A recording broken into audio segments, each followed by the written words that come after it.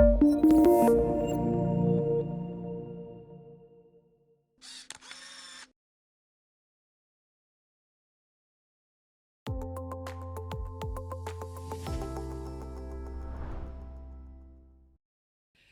everyone, welcome. So my name is Frédérique and we are going to do a workshop today. So it won't be just me talking at you. I have lots of very interesting things to say, but I really believe that every single one of us has experiences, anecdotes, stories that we can all share to make this session even richer. And we're going to talk about leadership because if you're a founder, and even if you're not a founder, but you're thinking about it, you will need to be a real leader. So before I give you my own definition of leadership and what a leader is, I'd love to hear from you. Please know that this is going to be interactive. I really need you to contribute, participate. It's a safe space. There won't be any silly things being said. It's relaxed, it's informal. So who would like to share what a leader is? How would you define a leader? Yeah? Someone who can take action and initiative towards a goal or Yeah. a result. Okay. Actions, initiatives, so someone who's in movement. Right. Okay, thank you. What else? Yeah? Somebody who shows other people a good way to move forward. So what do you mean by good way? Like if they have experience in doing that thing, then sharing their experience, showing other people how to achieve something. Yeah, so like a mentor or a role model. Yeah. Okay, yeah. This might not make sense, but it makes sense in my brain. I think a leader is someone who has understood the art of following. That to me is a good leader. Agree. Okay, thank you. I'm going to make it even more challenging. So a leader would be someone who has the courage to own the collective consequences. Thank you. And I love the word courage in here because I believe that absolutely everyone is a leader, whether you manage people, or whether you have a business or not. From the moment you truly embrace who you are, you have the courage to show up authentically, being truly yourself, and willing to make an impact. And when you create a business, you want to make an impact, whatever it is. So I've developed a method called high vibe leadership, and it can actually apply to anyone. Today, it's really tailored for founders. But let me tell you a bit more about myself. So I'm French, as you can probably tell from my accent. I've been here 18 years, but I still have the accent. I have a little girl who is 11, and I'm an employment lawyer. I worked in the corporate world, in-house, in HR departments, and I got coached by an amazing manager, and the impact on me was so fantastic. I was in my early 30s. Suddenly, I was so confident. I could challenge men in their 50s who were a lot more senior than me. I was like, wow! This was thanks to coaching, the magic of coaching. So I decided to do a coaching school. And I started my own practice 6 or 7 years ago. The planets aligned, I started my business. So I'm now a leadership coach and trainer. And I have two types of clients. I have corporates and I have founders, entrepreneurs. And we look at how can they be the best leaders they can be, being true to themselves, not wearing a mask, not pretending, not miming what they've seen before, so that they feel really aligned with who they are, and not burning out as well, because often when you have your own business, you're very passionate about what you do, you put all your heart into it, and all your energy as well, and we tend to forget ourselves. And I've had a few... I had 2 losses in my family, people who were very close to me. And I'm mentioning this because it's really at the core of what I do and why and how I do it, because I think that we're so lucky to be alive. I feel like people who are employees or who do a job that they don't like, and there are many of those people, we spend a lot of time and energy at work. So if we don't like what we do, if it's not meaningful, then what's the point? And one of the losses I had was my sister, who died really young from cancer. And for me, what's the point of living a life if it can be taken away from you very brutally like this? And I promised myself that I would make my life meaningful, and I will support people to have a meaningful life as well. So this is why I love entrepreneurship. I love founders, because you are creating something. You're bringing something to the world that didn't exist before, or exist maybe a bit differently. And I think that's beautiful. And sometimes we fail, and that's okay, because we tried and we are fully alive. We're really trying to make a difference or bringing something to our own life. So that's me and why I'm so passionate about all of this.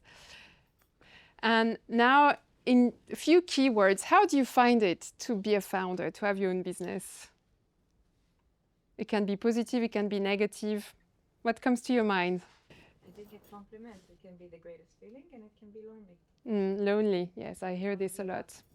Yeah. Responsibilities, yes. Yeah. Challenging, getting out of your comfort zone. Oh, yes. So much getting out of your comfort zone. I often say that entrepreneurship is like a therapeutic space, because you're confronted to your fears, to your doubts, to your worst nightmares, and you have to work on yourself. Yep. Anything else? Rollercoaster ride. Roller coaster. Yeah. Yeah. Lots of ups and downs. Yeah. Okay. Yes. So when I work with my clients who are founders, entrepreneurs, these are the 4 top challenges they encounter.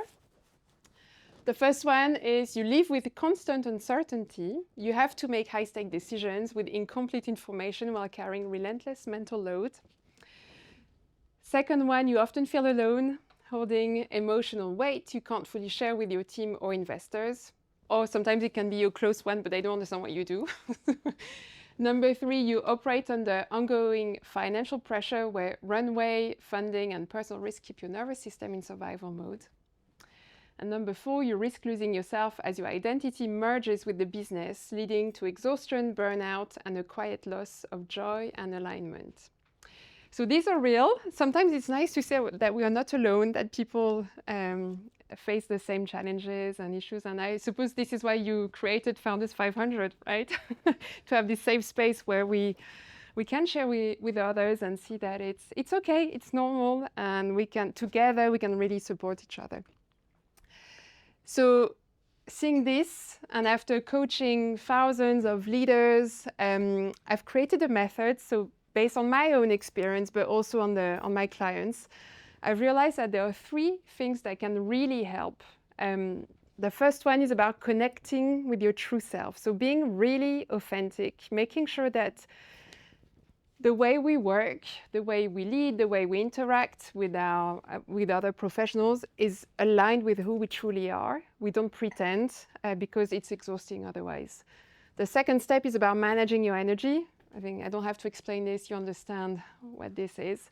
And the third one is being impactful with ease. So what I mean by this is how you're going to show up to your meetings, to your calls, where you will manage to influence, being very present. You have this charisma, this presence, this aura, very naturally, it's very flowy, it feels easy, and people actually really listen to you, and they want to interact with you. So we're going to dive into each one of them, and for each step there will be a mini exercise. So we'll start with the first one, reconnecting with your true self. Is there any question, comment, observation? No? Okay. So reconnecting with your true self, it's really about regaining clarity, and I love this term of inner authority. Is when you feel like you're so embodied, you're so aligned, that you trust yourself. You feel confident because you're in your essence. It's true. Everything is so true. which allows you to make the right decisions with confidence instead of reacting from pressure, doubt, or external expectations. So I'll give you an example. I had a client who she had founded an educational company, and she's a bit of a hippie. She goes to Burning Man every year. She's really, I don't know, she's a hippie at heart. And her co-founder is someone who is really serious, coming from a finance, anyway, big finance company. And he told her that she should not be too bubbly or too in her hippie style, because it would not seem professional, that managed to find some funding, etc. And she absolutely loved the company and their mission. But she came to me because she could feel that something was off and she could not really understand what it was. And we looked at her core values. This is the first thing I always do with my clients, to understand, what's your North Star? We're all different. We all have different values. And depending on what's happening in your life, your values will change. So we did this work together, and what came out is that 2 of her top values were fun and adventure. And she realized that actually she had really suppressed this at work, because she had been told that she should be serious and, fitting in the mold to be more influential. But when she realized that her core values were not being respected and she was sacrificing this, she said, that's not right. I cannot be working so much where I'm not truly myself. So she had a difficult conversation with her co-founder, but she decided to be more herself and show more of a hippie side, fun, adventure. And actually, the results were amazing, because it opened doors, new opportunities, because she was attracting the right people. So new stakeholders, partners, investors who could relate to her stories and how she was showing up. She was really being herself. And I think we are all wearing masks all the time. In society, we know that we are always afraid of being judged or rejected, or so we show up a certain way. Also, school education, it doesn't help. We are taught to fit in a mold, and we often disconnect from who we truly are. But do we know who we truly are? That's another question. Often we have layers and layers of conditioning and programming, and we forget who we truly are. So the first exercise for tonight, to discover a bit more of who you truly are, we're going to look at your core values. I'm going to ask you to pair up with someone. So it can be someone next to you. And so find someone with whom you're happy to pair.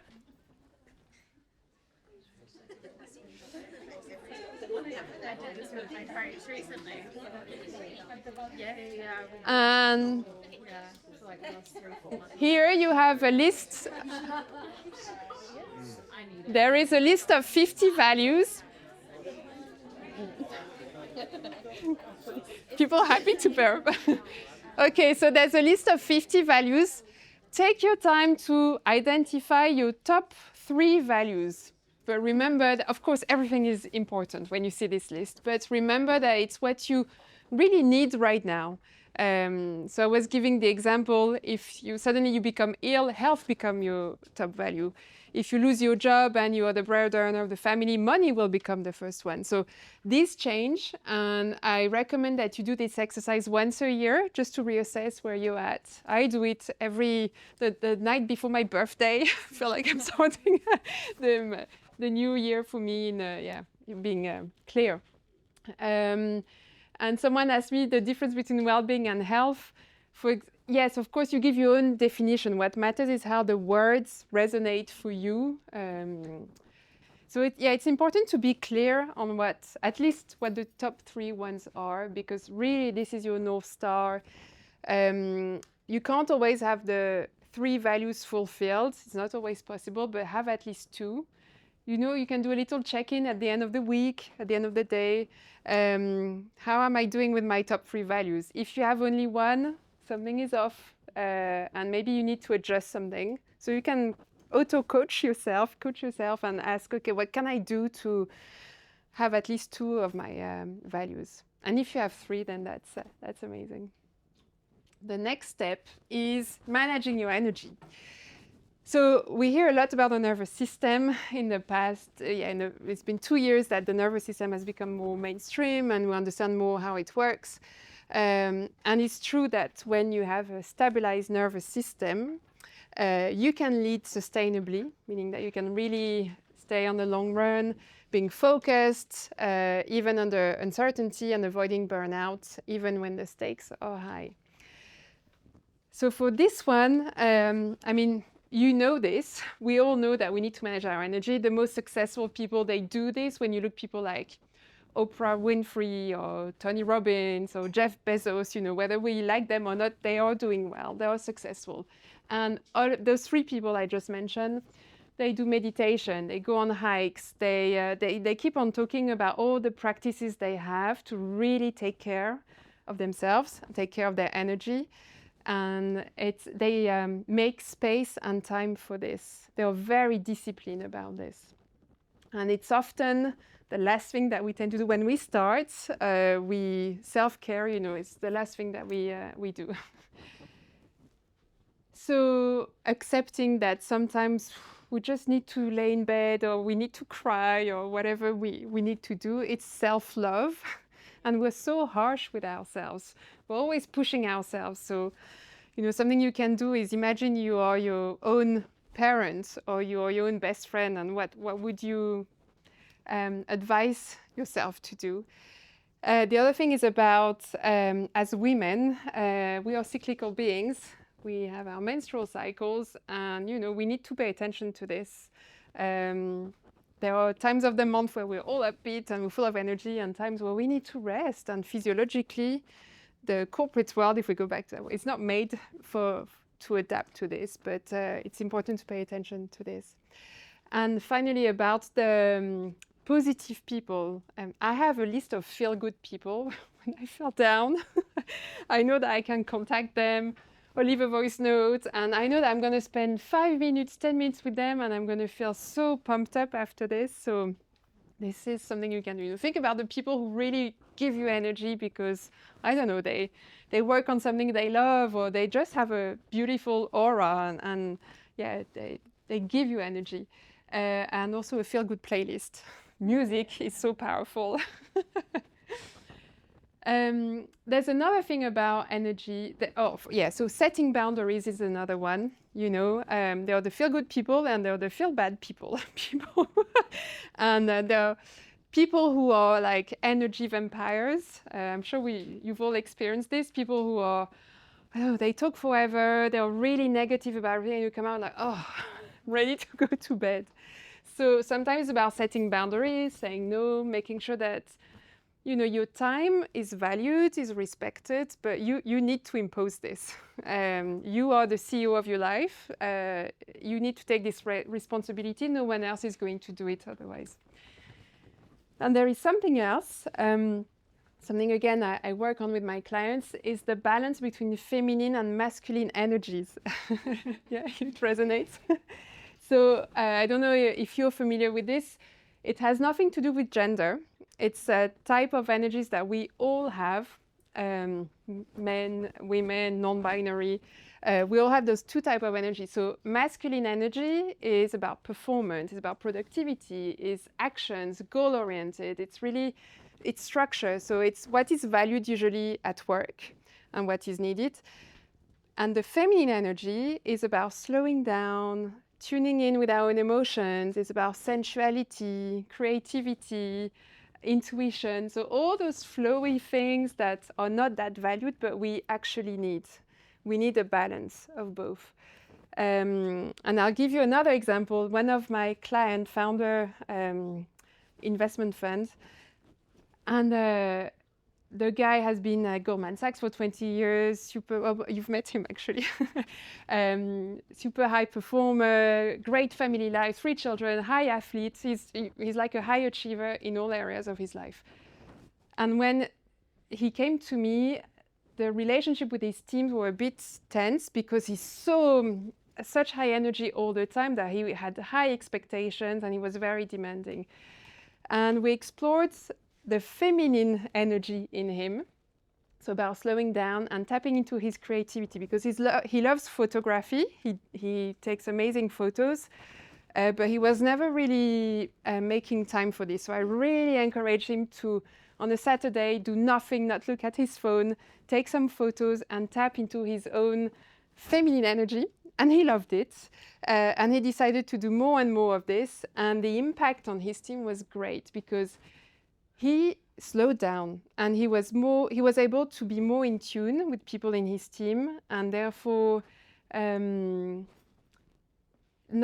taking less space in a way, because there was more space for everyone else to be present, and it was all a bit slower, which was actually perfect, and the results of his company did like this. So paying attention to this balance, where maybe you're too much in your masculine, too much in your feminine, and how can you adjust this? We're now going to do the second exercise. I'd like you to pair maybe with someone else, because it's a networking event, so, it's the opportunity to meet someone else.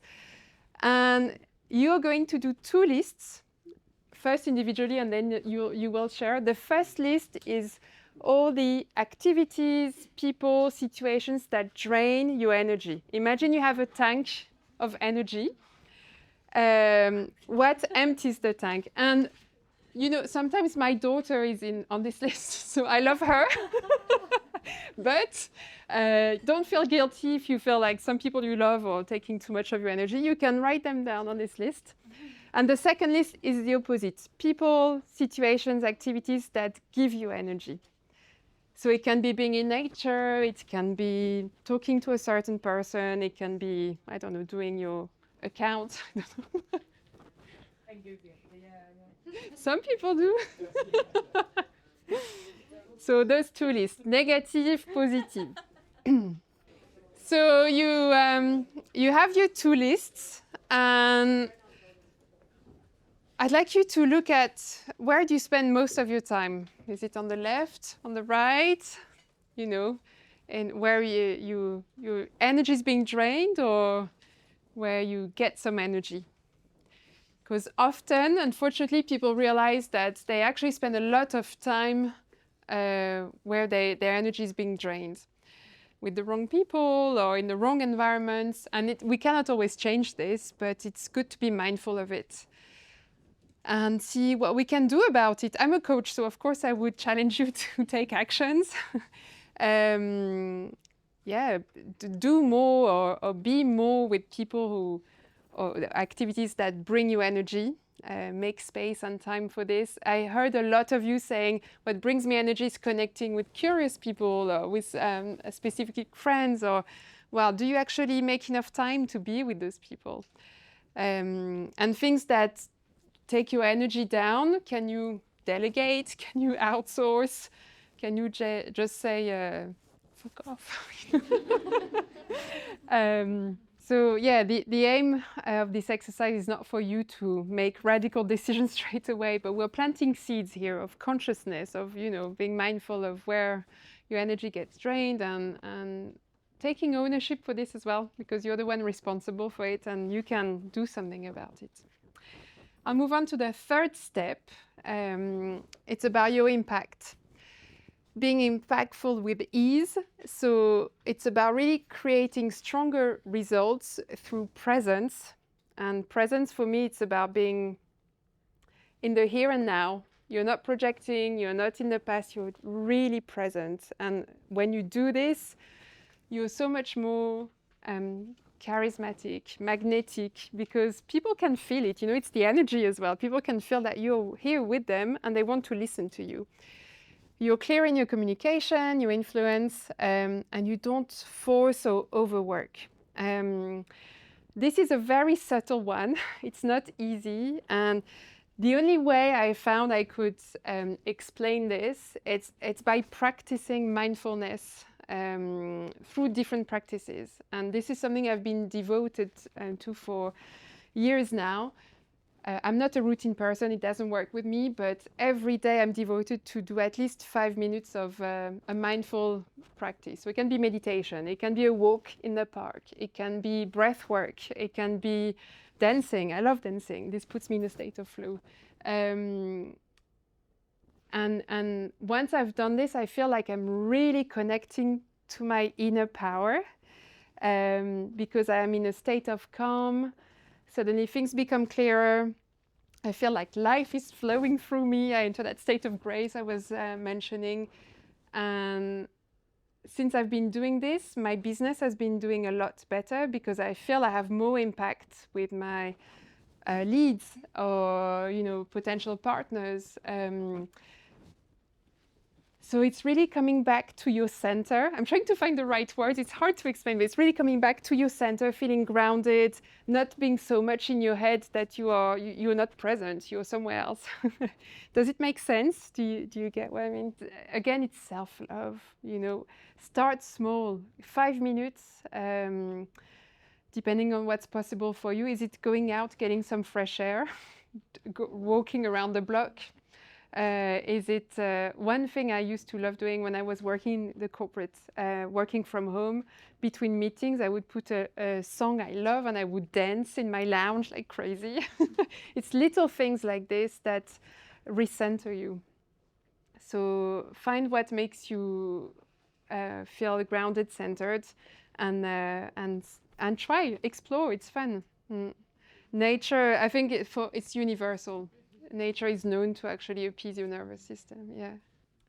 So just, there's a QR code here if you wanted to book a free call with me. You know, it's free, so we can have like a strategy call about what's happening for you and where you want to go. You can find me on LinkedIn, on Instagram, I have my website, and I have a group coaching program over 3 months. It's really good fun, called High Vibe Leadership. And I do one-on-one as well. It's not working? I think it's deactivated. Great. You did this on purpose. Okay, so well, you can connect, and I'll send you the right link. I'll email everyone. Thank you very much. Thank you for.